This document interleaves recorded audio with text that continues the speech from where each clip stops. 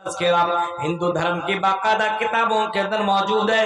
इत्तकलो गत्पराय जनेशो घर घर मेळे धर्मत्पराय सत्वैन भगवान उत्तरेष्यति ततस्तु शम्बल गरामे सौते से उजेव जाते विवज्जिता मंगलाचार बहुल पापिता विवज्जिता।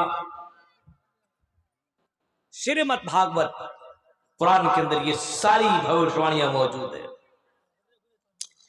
अल्लाह के नबी सल्लल्लाहु अलैहि वसल्लम को उस दौर में अल्लाह ताला ने मबूस फरमाया, उस दौर में अल्लाह ताला ने भेजा जब इंसान जानवर जैसी जिंदगी काट रहा था। मक्का की जिंदगी को आप पढ़िए तारीख की किताबों में, कोई आदमी मक्का वालों को अपना नौकर बनाने के लिए भी तैयार नहीं था। अपना नौकर, अपना गुलाम बनाने के लिए तैयार नहीं था। मक्का वालों को अपना गुलाम बनाना पसंद नहीं करता था।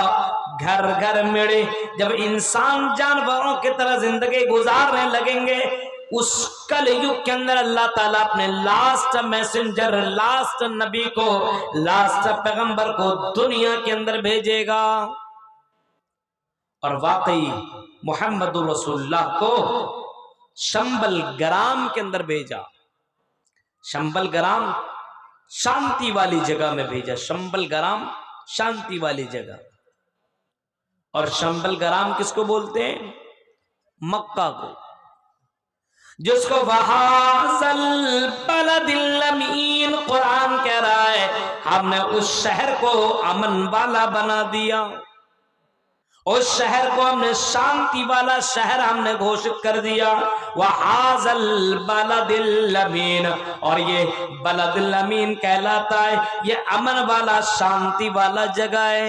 हाँ, आज भी बलदुल अमीन है, आज भी वो शांति वाली जगह है। आज भी मक्का मदीना की सरजमीन के अंदर जाओ, अल्लाह के कसम जितना सुकून और जितनी शांति आपको मक्का मदीना में मिलेगा, इतनी शांति और इतना सुकून दुनिया के किसी भी शहर में नहीं मिलेगा।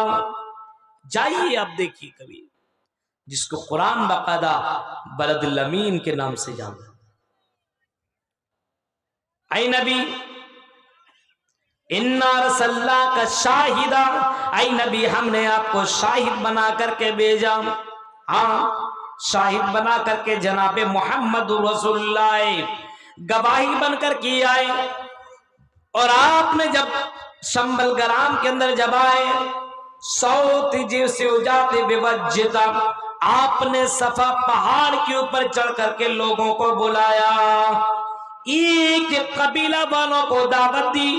वअंज़िर अशीरतकल अक़रबीन, ऐ नबी आप अपने क़राबतदारों को, रिश्तेदारों को डराइए।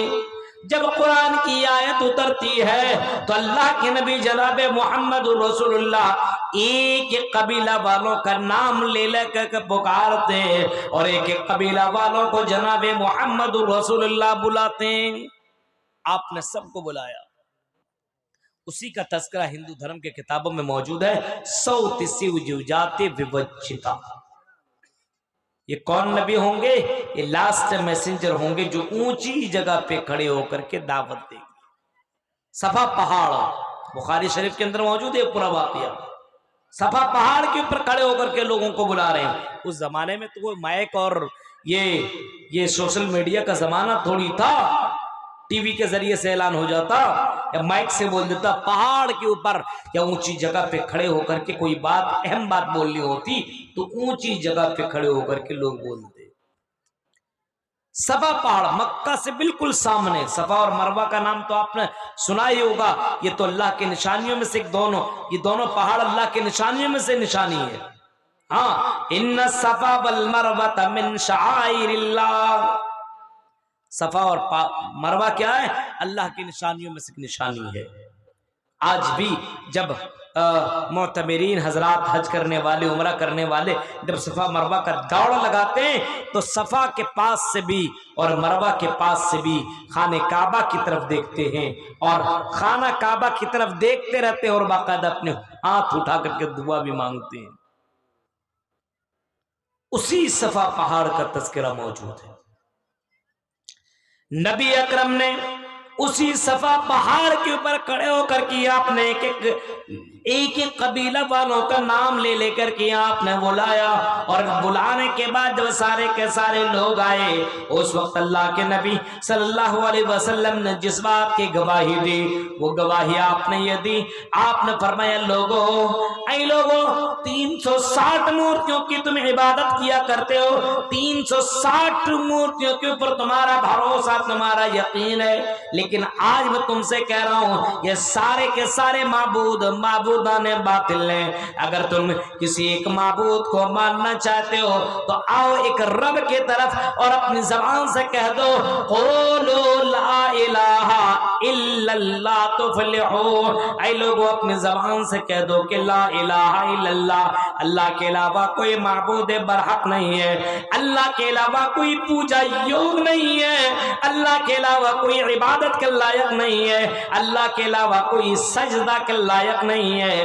اگر مانگا جائے تو اللہ سے مانگا جائے، اگر پکارا جائے تو اللہ کو پکارا جائے، عزت و ذلت کا مالک اللہ، بیٹا بیٹی دینے والا اللہ، اللہ ہی ہے جو غریب بناتا ہے، جو امیر بناتا ہے، اللہ ہی ہے جو مارتا اور جلاتا ہے، اللہ ہی ہے جو بیمار کرتا ہے، اللہ ہی ہے جو انسان کو شفا دیتا ہے، اللہ ہی ہے جو انسان کو کرسیوں پہ براجمان کرتا ہے، جو تاج کرسیوں پہ براجمان کرنے والی ذات اللہ تعالیٰ کی ہے، اس اللہ کے اوپر تم ایمان لاؤ۔ قولوا لا الہ الا اللہ تفلحوا۔ او لوگوں، تم اپنے زبان سے کہہ دو کہ اللہ کے علاوہ کوئی معبود برحق نہیں، اللہ کے علاوہ کوئی پوجا یوگ نہیں ہے، کیونکہ میں بھی اس بات کا اقرار کرتا ہوں، اشہد اللہ الہ الا اللہ، میں بھی اس بات کا اقرار کرتا ہوں اور گواہی دیتا ہوں کہ اللہ کے علاوہ کوئی معبود برحق نہیں ہے، اللہ کے علاوہ کوئی معبود برحق نہیں ہے، معبود برحق ہے ہی نہیں، سچا معبود نہیں ہے، اس اللہ کے علاوہ کوئی دوسرا معبود برحق نہیں ہے، پوجا یوگ نہیں ہے، عبادت کے لائق نہیں ہے۔ جو آدمی اس بات کی اقرار کرتا لا الہ الا اللہ اور اسی کے اوپر اس کی زندگی کٹتی ہے، اسی کے اوپر وہ زندہ رہتا ہے اور اسی کے اوپر اگر وہ مرتا ہے تو اللہ کے نبی نے بھی بشارت ایسے لوگوں کو سنائی ہے، اور آپ نے فرمایا من مات لا یشرک باللہ شیئا، جس کی موت اس حال میں ہوئی ہو کہ اللہ کے علاوہ کسی کو شریک نہیں کرتا تھا، جب بھی پکارتا تو اللہ تعالیٰ کی ذات کے اوپر بھروسہ کرتا تھا، اللہ کو پکارتا تھا، عزت و ذلت کا مالک اللہ کو سمجھتا تھا، اور اگر اسی حال میں اس کی موت ہوئی تو دخل جنہ، وہ آدمی جنت میں جائے گا۔ یہ فرمایا جناب محمد رسول اللہ صلی اللہ علیہ وسلم نے، یا ایھا النبی انا رسلناک شاہدا، اے نبی ہم نے آپ کو گواہی دینے والا بنا کر کے بھیجا۔ آج ہم اور آپ گواہی دیتے ہیں لیکن سچ معنوں میں ہم گواہی نہیں دے رہے ہیں۔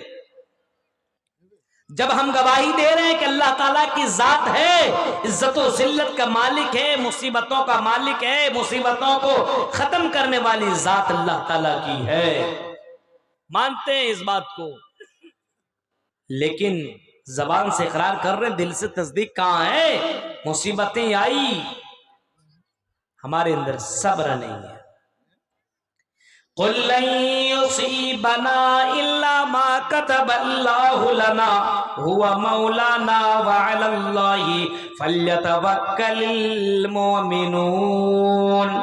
اے نبی قل لن يصيبنا الا ما كتب الله لنا، اے نبی آپ اعلان کر دو انسان کی زندگی میں جو مصیبتیں آتی ہیں، جو تکلیفیں آتی ہیں، جو پریشانیاں ہوتی ہیں، ہم نے اس کو لکھ دیا ہے۔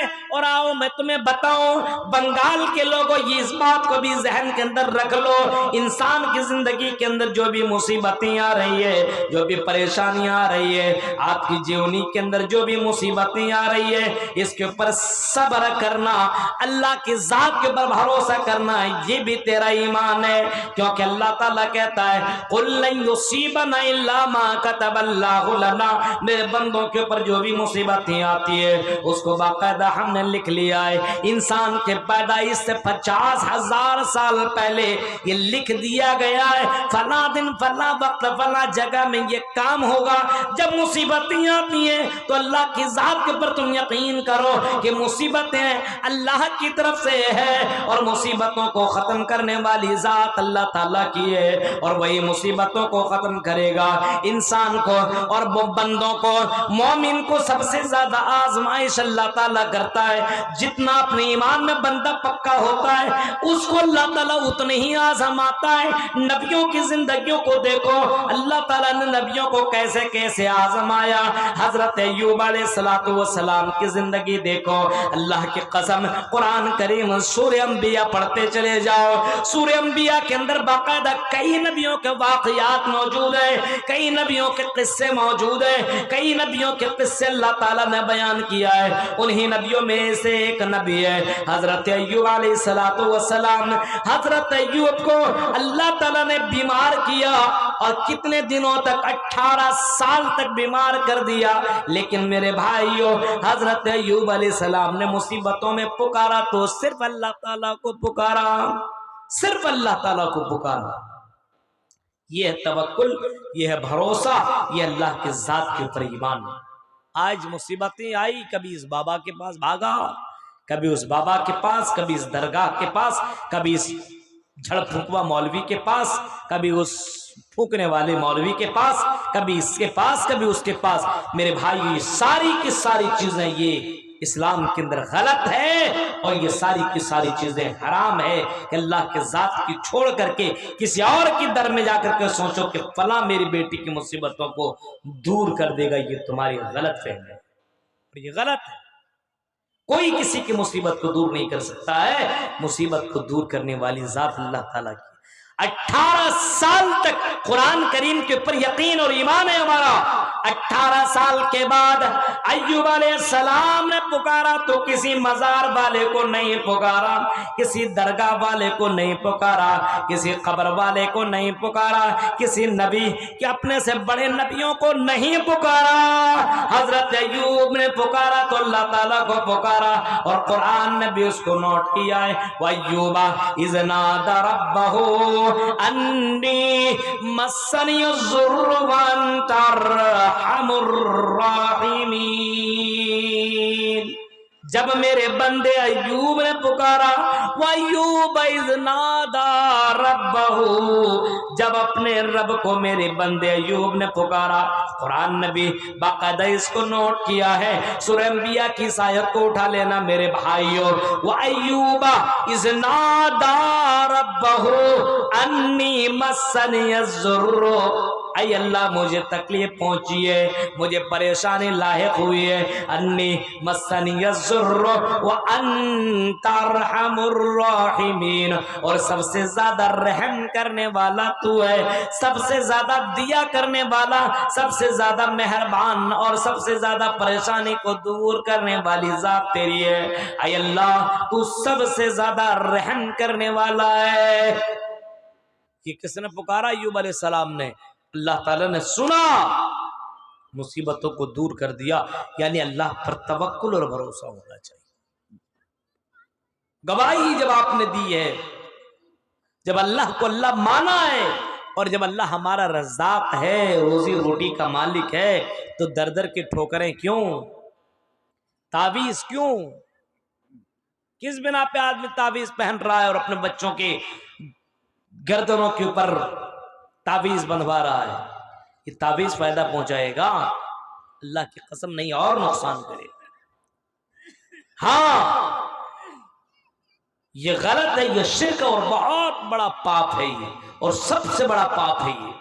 انسان اس چیز کو بہت سیریس طور پر اس کو لے، اپنی زندگی میں سارا گناہ انسان کر لے لیکن شرک نہ کرے۔ سب سے بڑا پاپ تو یہی ہے کہ اللہ تعالیٰ شرک کو معاف نہیں کرے۔ تو ایک مسلمان ہے، جب آپ نے گواہی دی اللہ تعالیٰ کو کہ اللہ ہے، تو اللہ کے اوپر بھروسہ کرو، اللہ کے اوپر یقین کرو۔ اللہ مصیبتوں کو دور کرنے والا ہے، اللہ تعالیٰ پریشانیوں کو دور کرنے والا ہے۔ آپ محنت کیجئے، آپ کوشش کیجئے، آپ اللہ کی ذات کے اوپر یقین کرتے ہوئے رزق حلال کمائیے، اللہ تعالیٰ آپ کی روزی روٹی میں برکت دے گا۔